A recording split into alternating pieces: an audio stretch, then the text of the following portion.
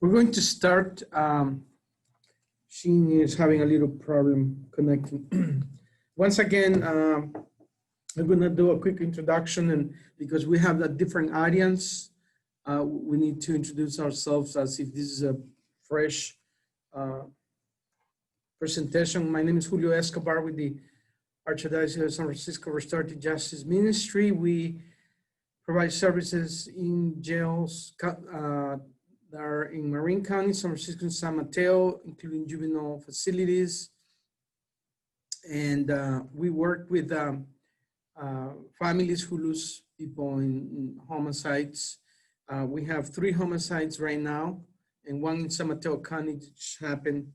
So what that means for us here is that we have to go do a prayer service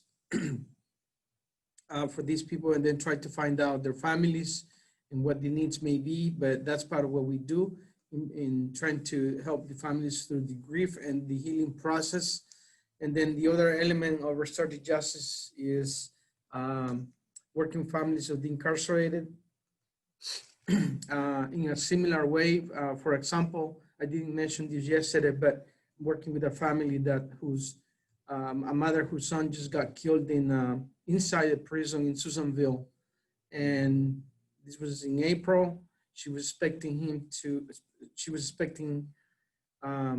to come back in December, and now, instead she got the body from the prison in April during COVID-19. And so those are kind of the examples of services that we work with in a small way or in a big way. In a nutshell, that's what we do. The Reentry Conference, this is the 7th year that we do this, and it's a way to network and connect people, so we get to know what we do. And for example, I would ask, do the presenters here know each other?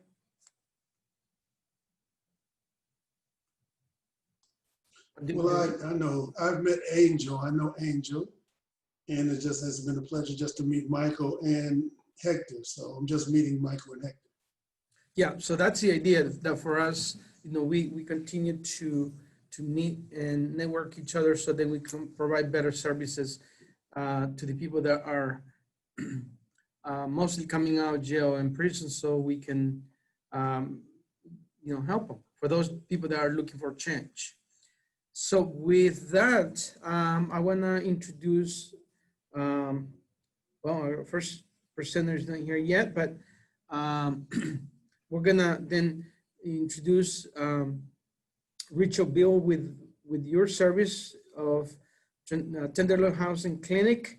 We're going to begin with you, and so share with us again, what are your services, what are unique services within your organization, and a little bit about you too. Thank you for being here, everybody.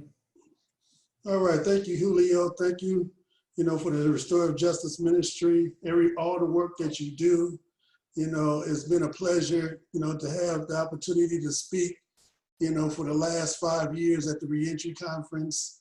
It's been wonderful. I've been able to, collaborate with a lot of partners, and build a lot of positive relationships by coming to the Reentry Conference. So I really appreciate all the work that you do. My name is Richard Beal. I'm Director of Transitional Housing for Tenderloin Housing Clinic. And it's been a pleasure, like I said, working with everyone, the last 5 years at the Reentry Conference, ensuring that, my staff, my team come and participate, and it's been really awesome experience. And so I need to say that the Transitional Housing Department is the newest department of Tenderloin Housing Clinic. We opened the Transitional Housing Department in 2015. So yesterday was really our 5-year anniversary. We celebrated 5 years yesterday. October 5th was the first day that we opened the Transitional Housing Department, THC, and we did 20 intakes that first day. I did for the first year of the Transitional Housing Department, I did every intake personally. I came in as the Transitional Housing Program Manager, and then I became the Associate Director of Transitional Housing, and now I am the Director of Transitional Housing. So I'm the only person left, really, that was of that original staff that came into started the Transitional Housing Department in 2015. Okay, so currently right now, I am the director. I have associate director, his name is Ovid Morgan. We have a transitional housing program manager, Brittany Carafa. We have housing planning specialists. Herb Norman is one of our housing planning specialists. He is with the Drake Hotel, New Horizons program. Apollonia Jordan, who is a housing planning specialist. He's with the HealthRIGHT Transitional Housing Program. And I'm gonna talk about the 4 programs that we have here in the THD, Transition Housing Department. We have desk clerks. We have 24-hour desk clerks. So we have day shift desk clerks, swing shift, and graveyard desk clerks. And so, are y'all seeing my PowerPoint? Let me share it again. Yeah, do y'all see it now? Yes, Richard, we can see it now. Okay. Y'all let me know if I'm having any technical difficulties. Thank you. And so we had 24-hour desk clerks, you know, and then we have a subsidy program, which is really a great program. So we have 3 residential programs. We have the programs are with San Francisco Adult Probation Department and San Francisco Collaborative Courts. And so I want to talk a little about that. I want to give a big shout out to Steve Adami, Destiny Palich, even Chief Karen Fletcher. You know, it was her vision, her idea as well to, you know, partner with us, you know, Tenderloin Housing Clinic. And the Collaborative Courts, the director of Collaborative Courts right now, it was Lisa Lightman when we started. Now it's Allison West. And it's been, like I said, 5 years. You know, we also work directly with Drug Court, one of the Collaborative Courts. Director of Drug Court right now is Linda Wu. And, you know, it's just been a wonderful experience the last 5 years providing services for this traumatized population, people coming out of incarceration. And when we talk about the prioritized population that we serve as far as the programs. Okay, so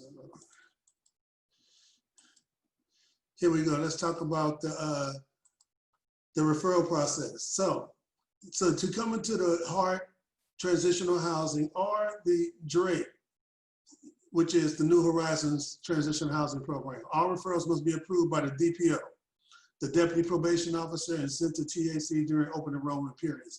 The case manager can also send a referral, but it has to be approved by the DPO.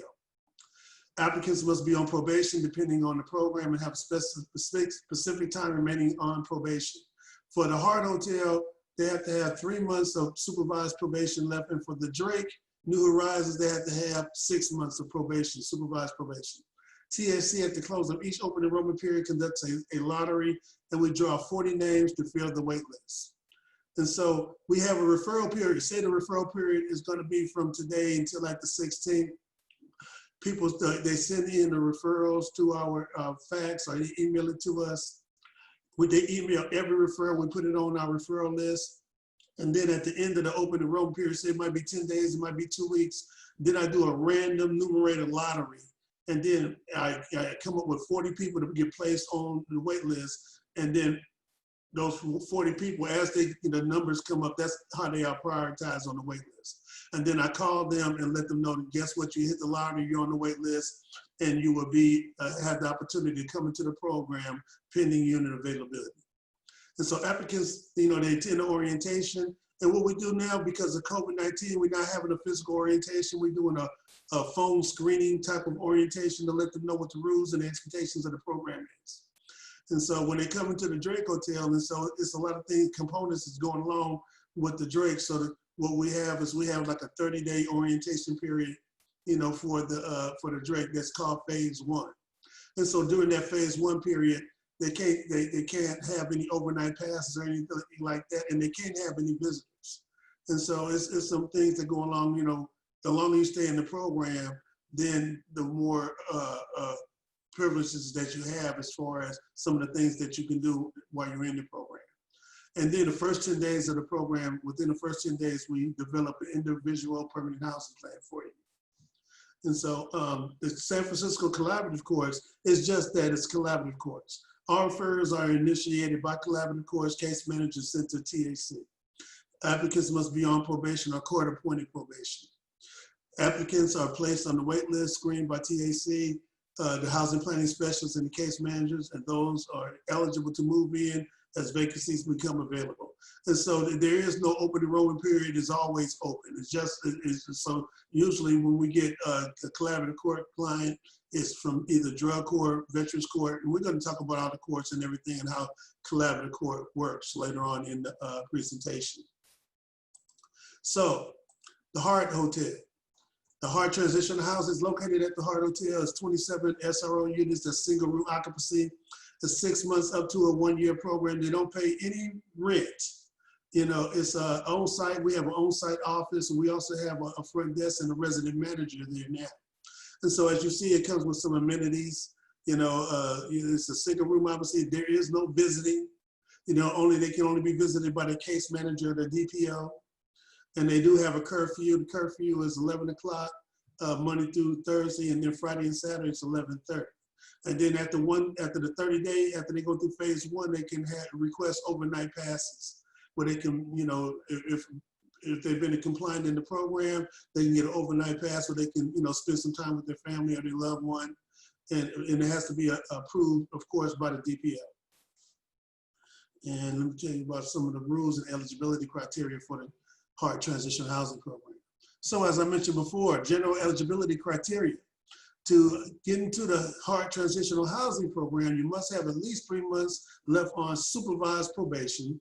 You know, you have to be at risk of being homeless, single adult, no couples, no families, have an assigned APD funded case manager. It's required that you have a case manager. You have to, it's mandatory because we want you to be able to connect to other resources. We have a housing planning specialist, and our housing planning specialists, their priority is to connect you to housing. And so it's the case manager's priority to connect to the other resources that will be available for you.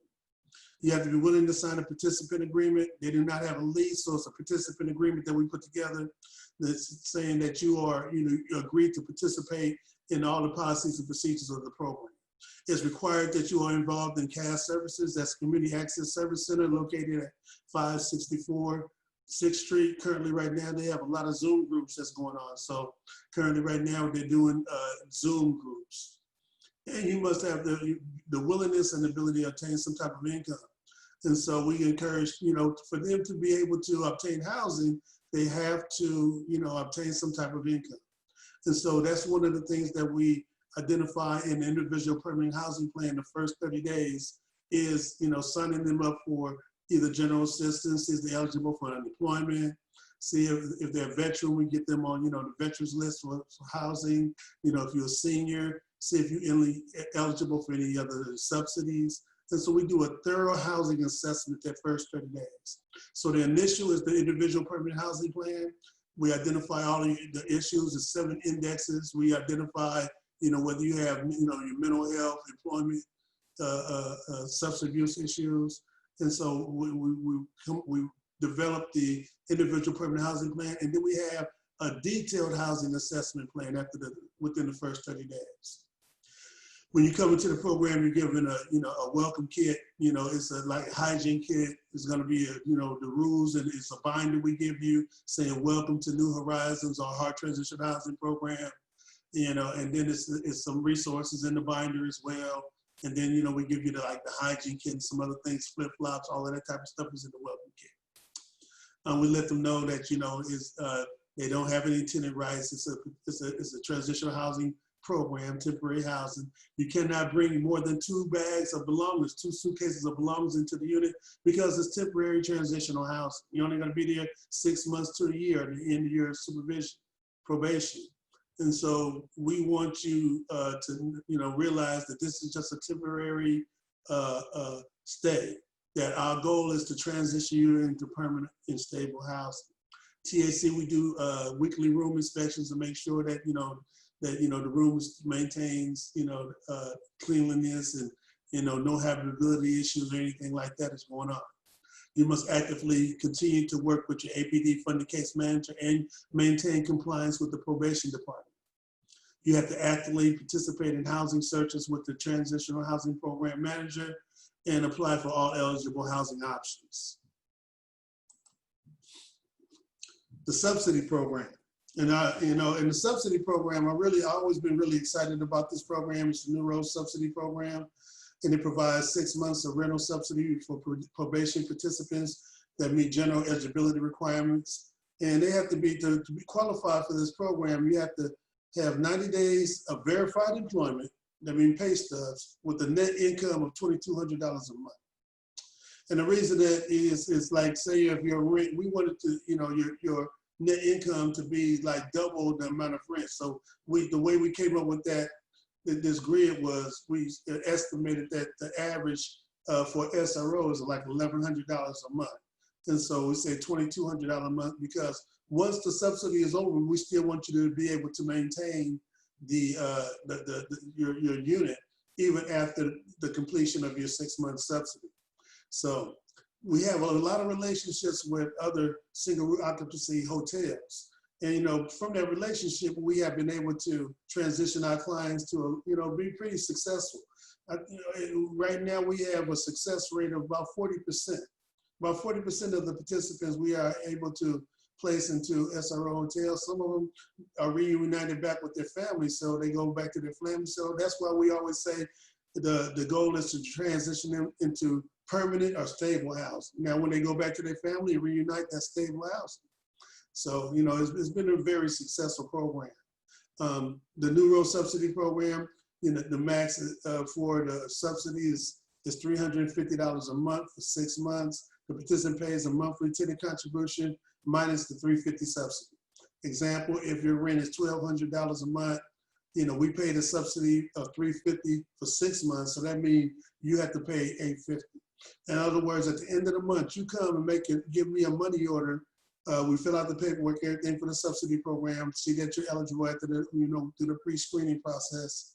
We sign you up for the program, and then you come here with a money order made out to TAC for $850, and then I give you a check for $1,200, and it's made out to the landlord. It's not made out to you, it's made out to the landlord, and it says for the participant. So TAC, as I mentioned before, establishes an individual permanent housing plan with all participants to help them reach mutual identified goals. And those goals are identified with the housing planning specialist and the APD funded case manager.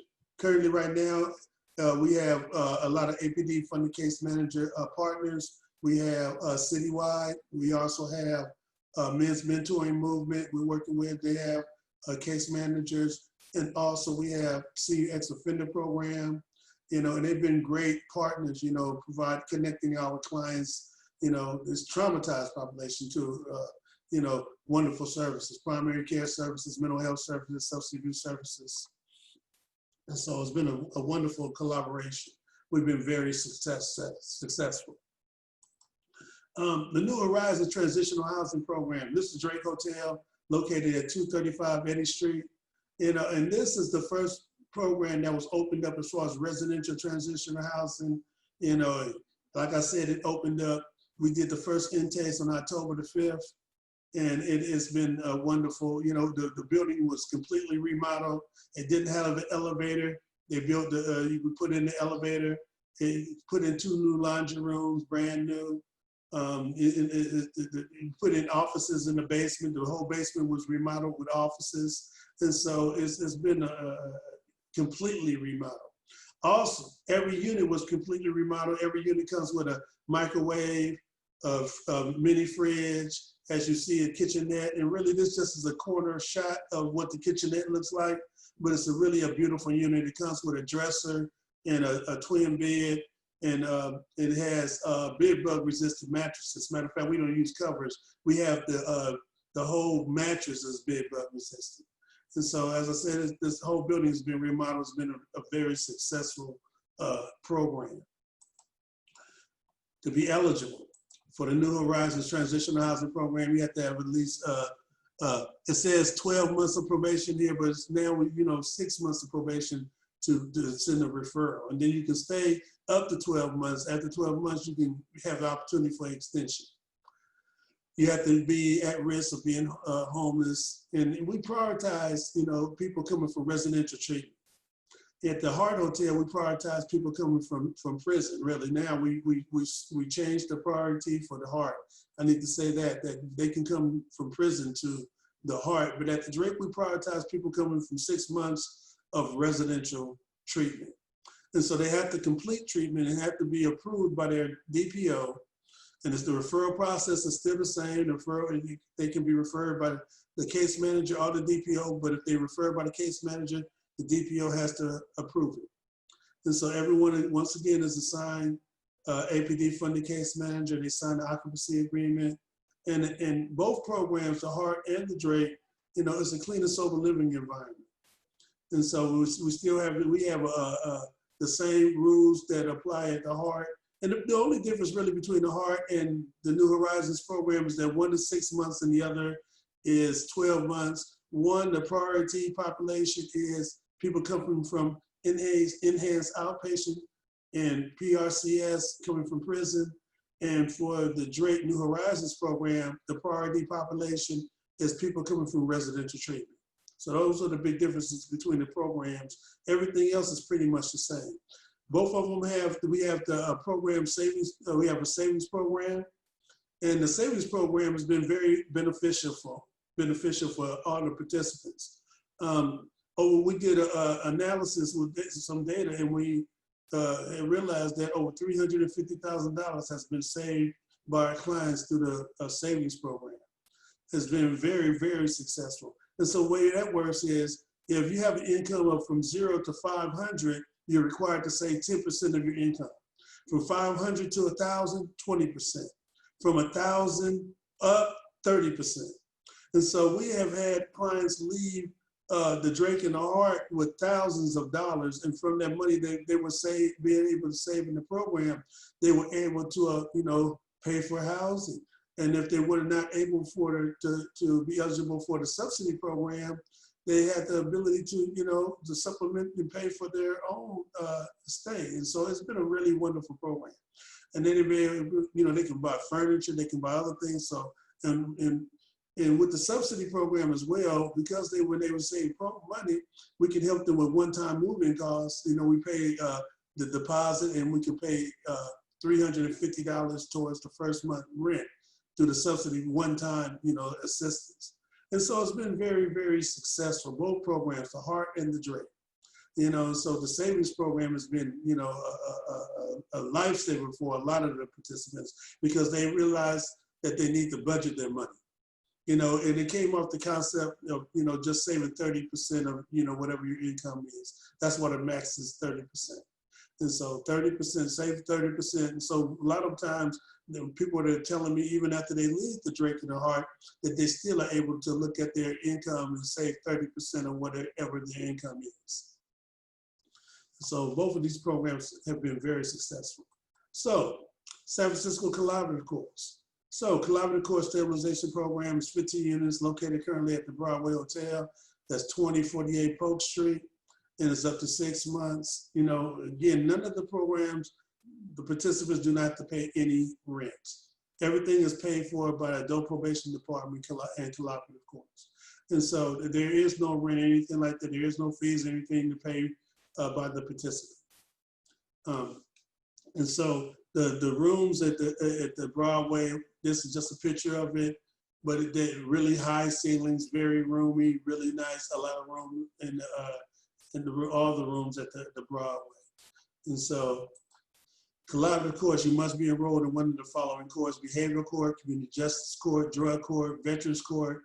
You do not have to be on probation, but you have to be on supervised probation, but you have to be on at least court probation. So that's why it's called Collaborative Course, because it's collaboration of all the courts.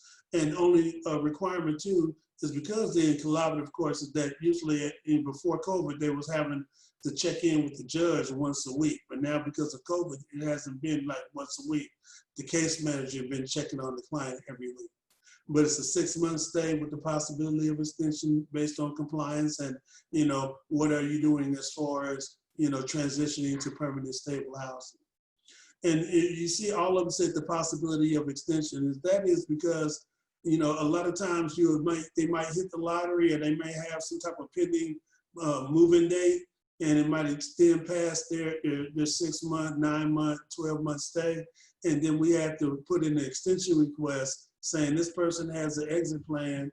You know, he's scheduled to move into this unit, and we just need the approval from APD, collaborative course, to extend this person until they're able to transition directly into their housing unit.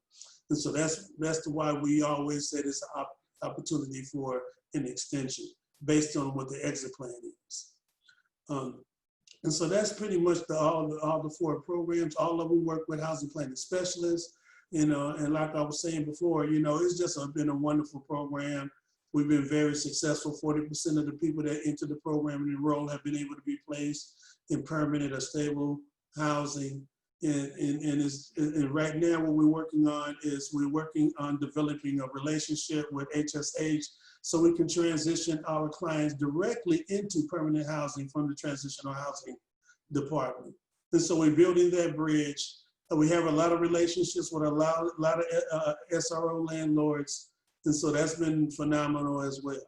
And so once again, I want to thank Julio.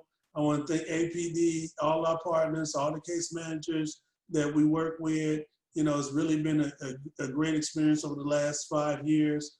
I shared with Julio that I'm not going to be able to participate the rest of this week. You know, my birthday is tomorrow, and it's also my wedding anniversary. So I got married on my birthday. So I'm gonna be. So, but I thank Julio for once again. This is my 5th year being able to present. You know, here at the Reentry Conference, and it's just been a pleasure. And thank you once again, Julio, for all the work that you do within the restorative justice community. Thank you, Richard. Where is the party? The party is going to be at the house. The party, yeah. So we're going to be off, you know, all the way until after Columbus Day. So, okay. Yeah. Let us know the address. We'll join you. Congratulations. The address is. Congratulations on your birthday, and congratulations on your wedding anniversary. The best to you, Richard. Thank you for always being a community leader in the work that we do. And I'm going to stay on for any questions that anybody may have about. Yeah, we're going to leave the questions towards the end, Richard. So we're going to move on with the next presenter, and we're going to have Angel present now from the Salvation Army Harbor Light Center.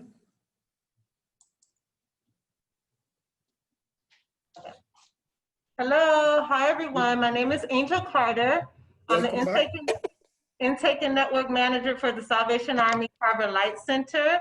And I also have Dewan Redwood with me, who's the Program Manager for our Recovery Wellness Services. And I'm going to pull up our presentation now. All right.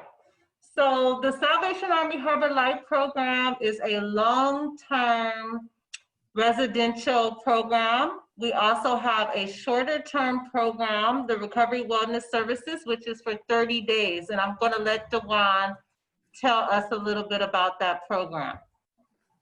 So the Recovery Wellness Services program is a 30-day program that primarily works with SUD disorders. We do provide some services in the mental health field as well.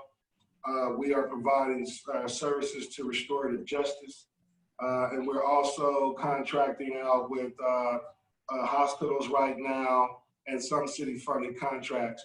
And the eligibility process for the Recovery Wellness Services, it is a 30-day program. If a person comes through under contract referral, they are eligible for that 30-day stay based on their referral source. Generally, during that time, we provide psychoeducation classes that do take place during the week. 3 meals a day, including snacks and beverages, daily recovery groups. Now, the recovery groups are also supportive recovery groups and clinical recovery groups.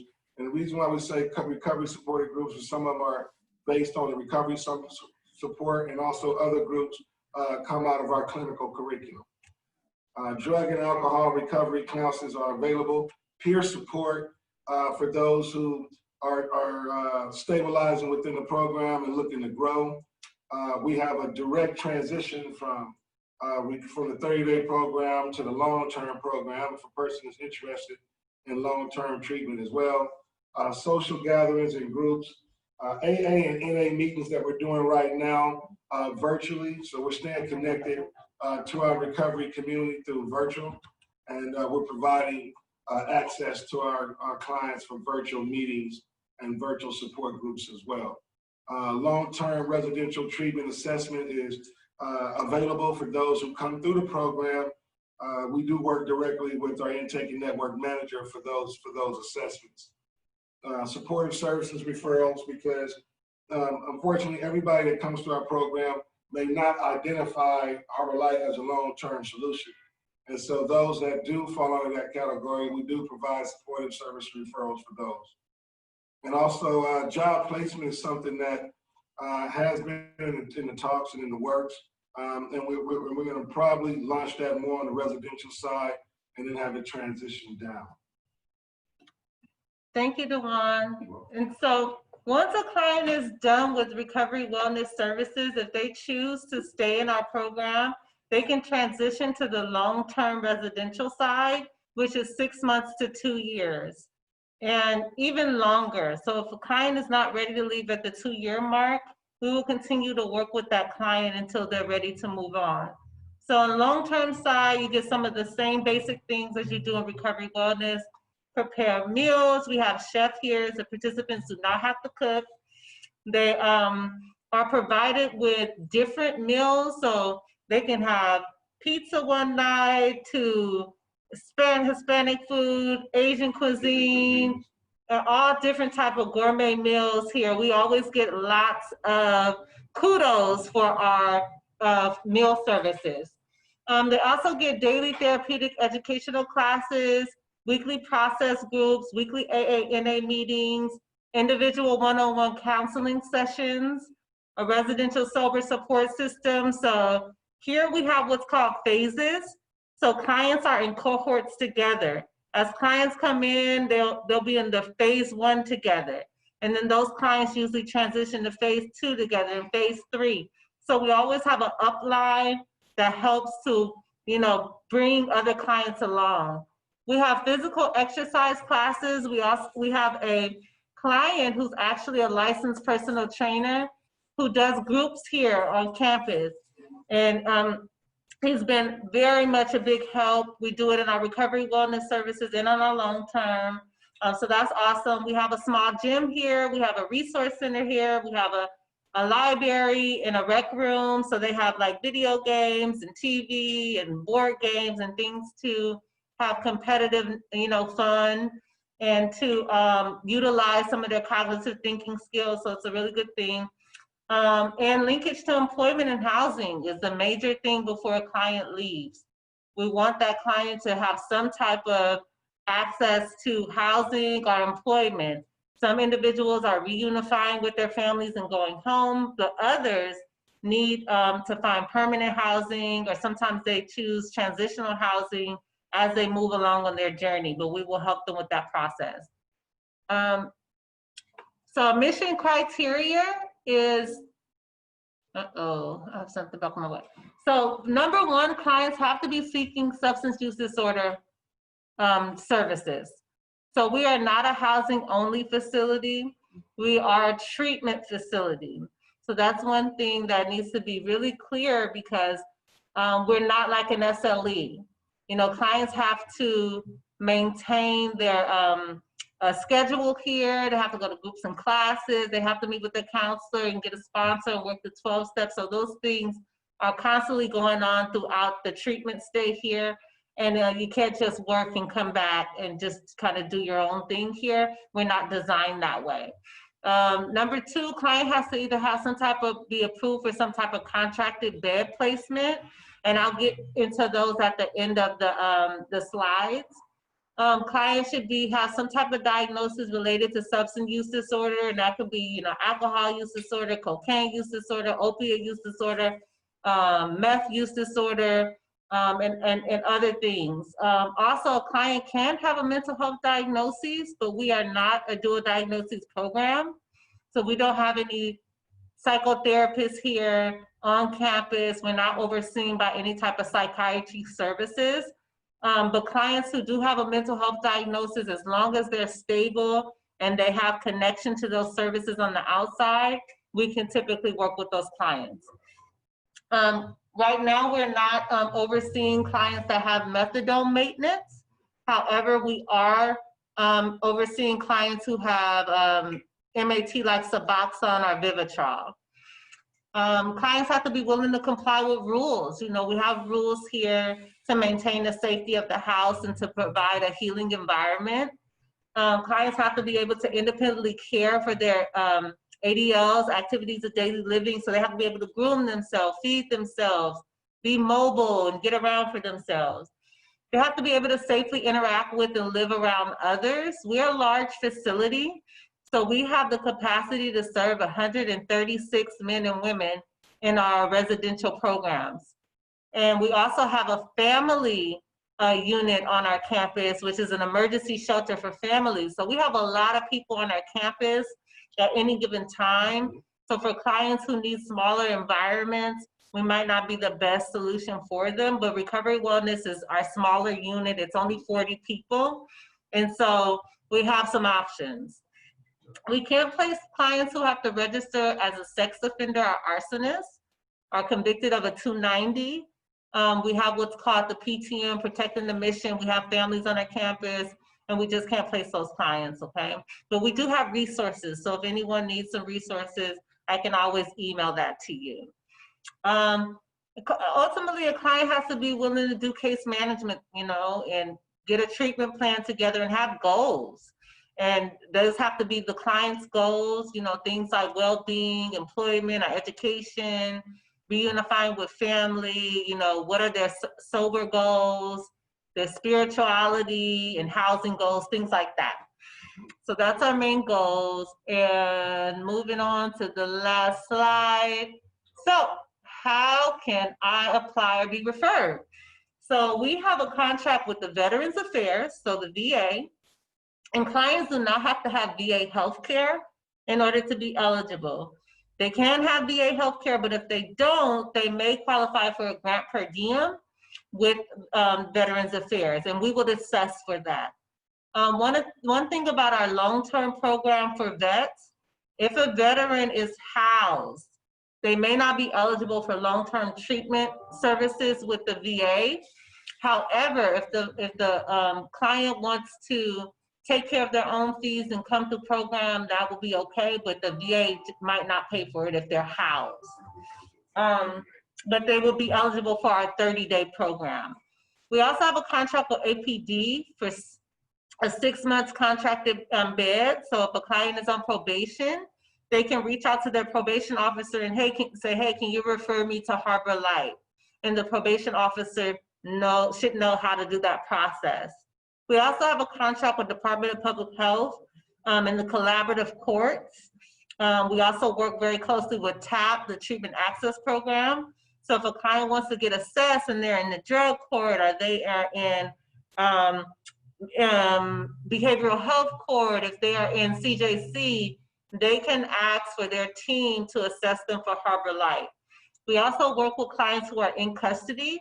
We have a case manager we work directly with that is stationed over at the 850 Bryant location, who does assessments for clients to get from custody into program.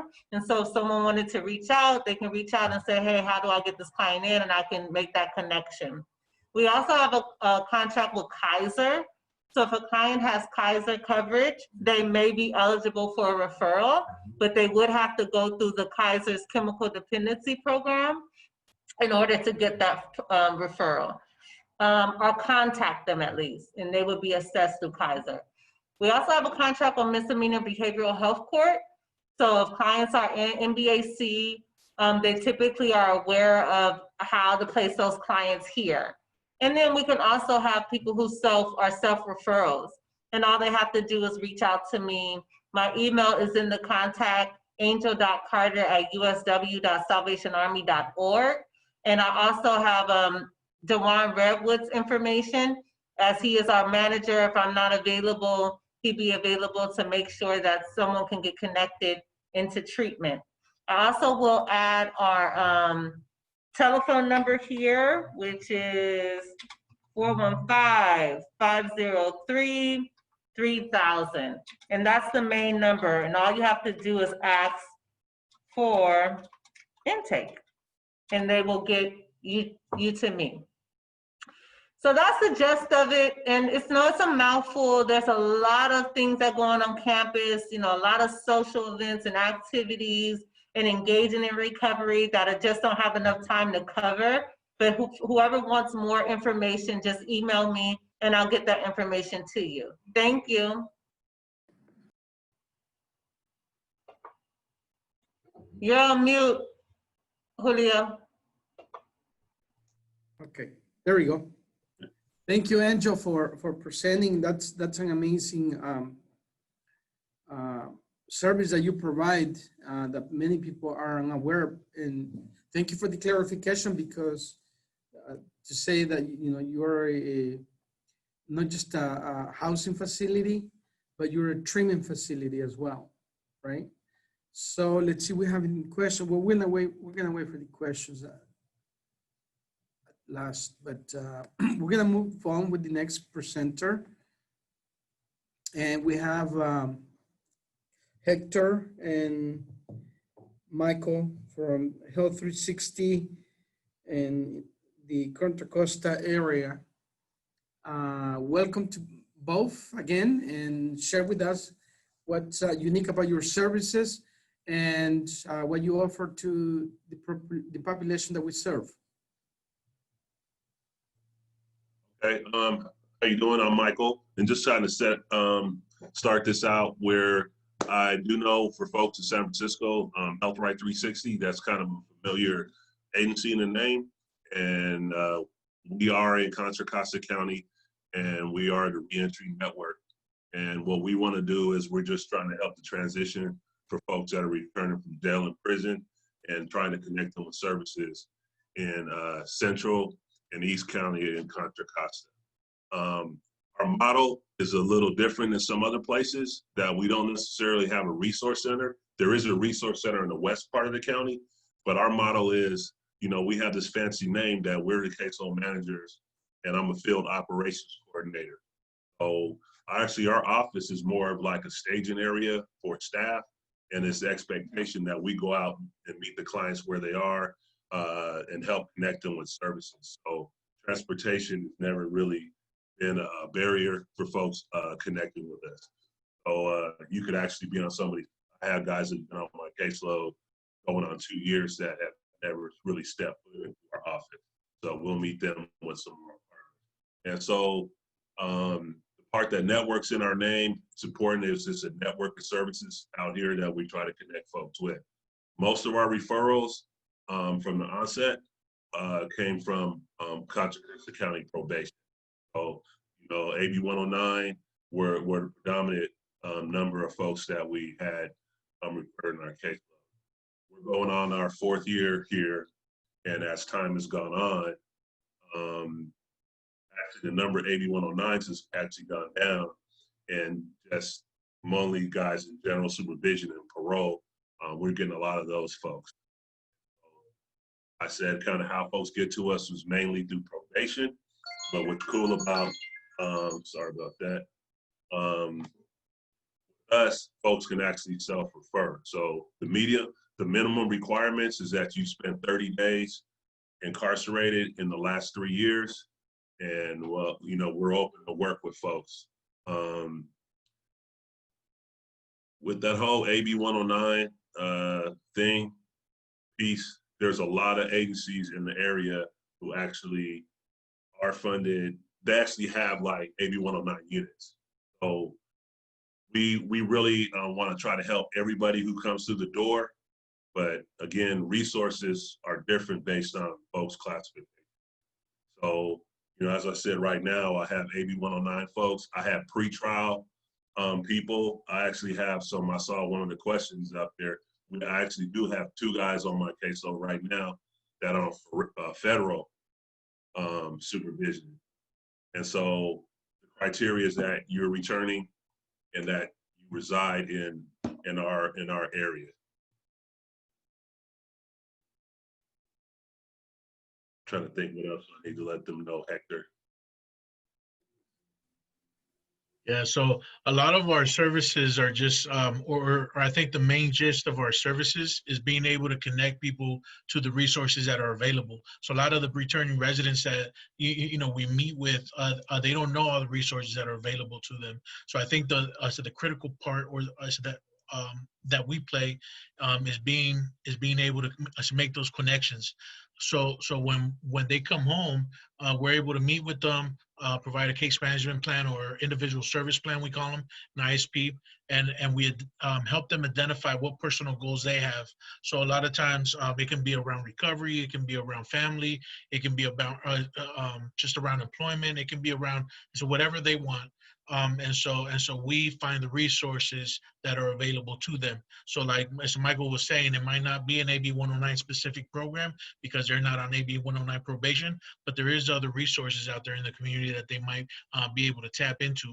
So, you know, as we always joke around in the office about, you know, we're pretty much the connect. You know, we're pretty much the connection between the resources and the people that need them. So yeah, we'd like to think of ourselves in that sense.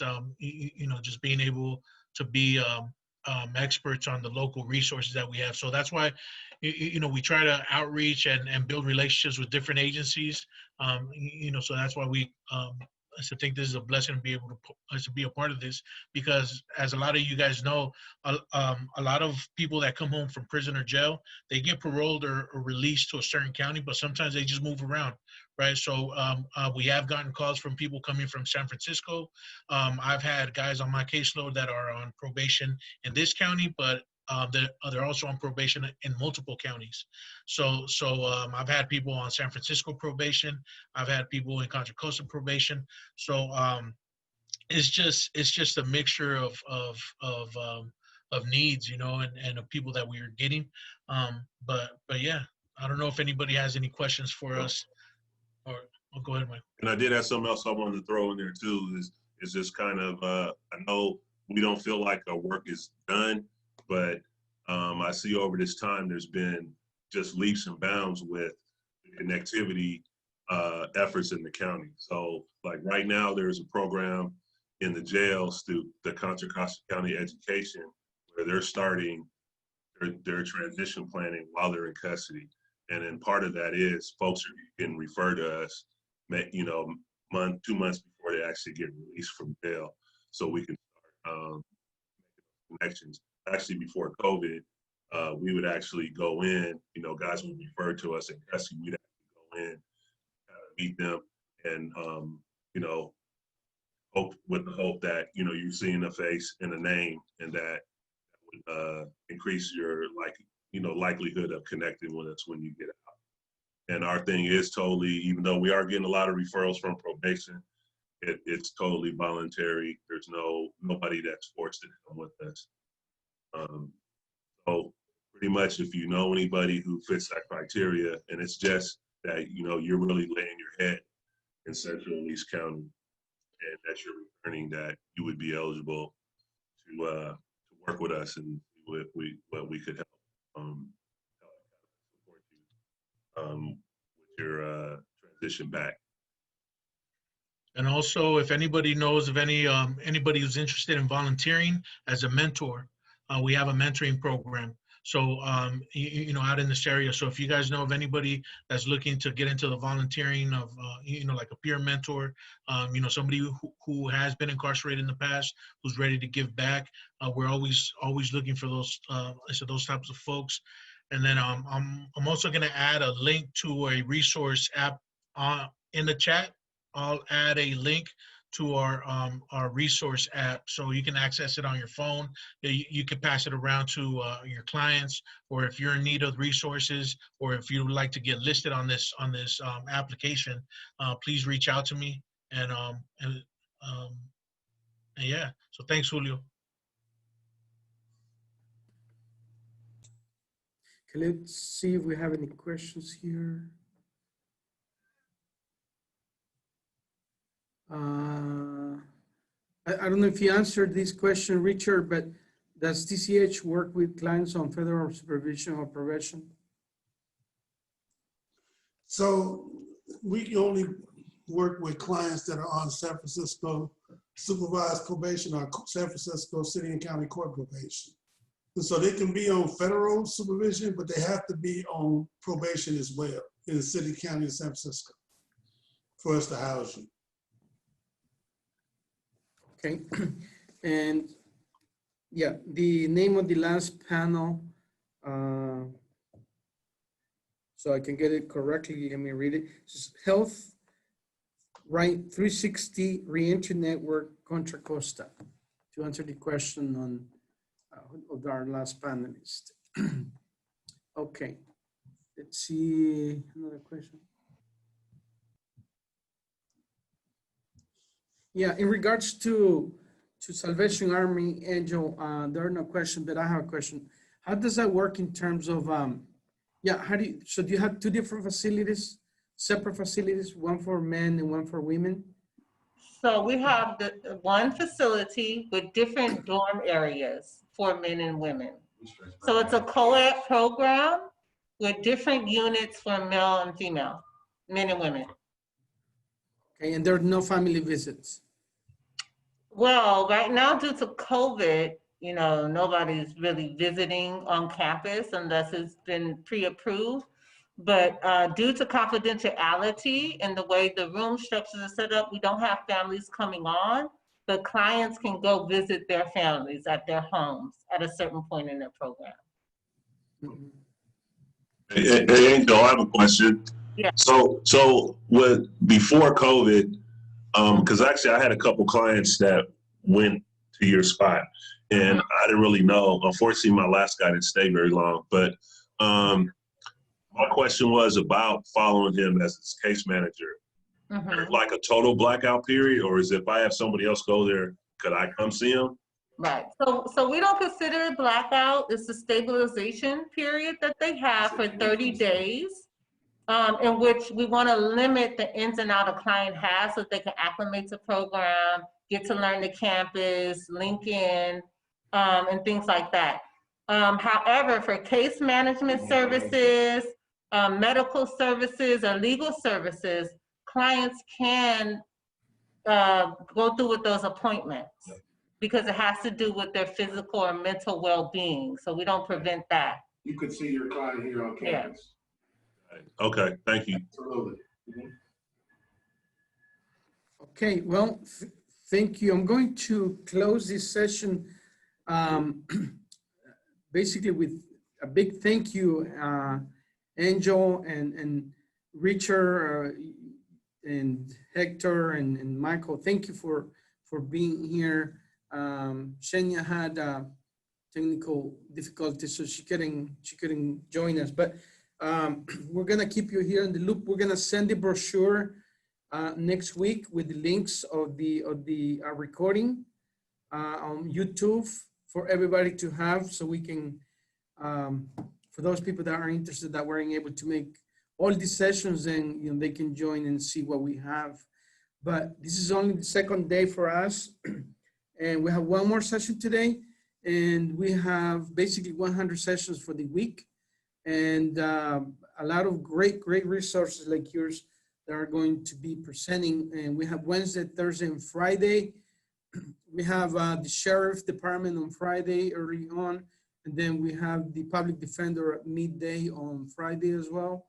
So, and then many organizations that yet have not presented. So I want to say thank you to everybody. And just be safe and God bless you on behalf of the Archdiocese. Thank you, everybody. Thank you, Julio. Thank you. Thank you, Julia. Thank you so Thank much for your leadership on this, and your you were very responsive to all of our questions and concerns. So thank you so much. Thank you. God bless you all. We'll join the party with Richard later. Okay, everybody, give me a smile before you go. Thank you.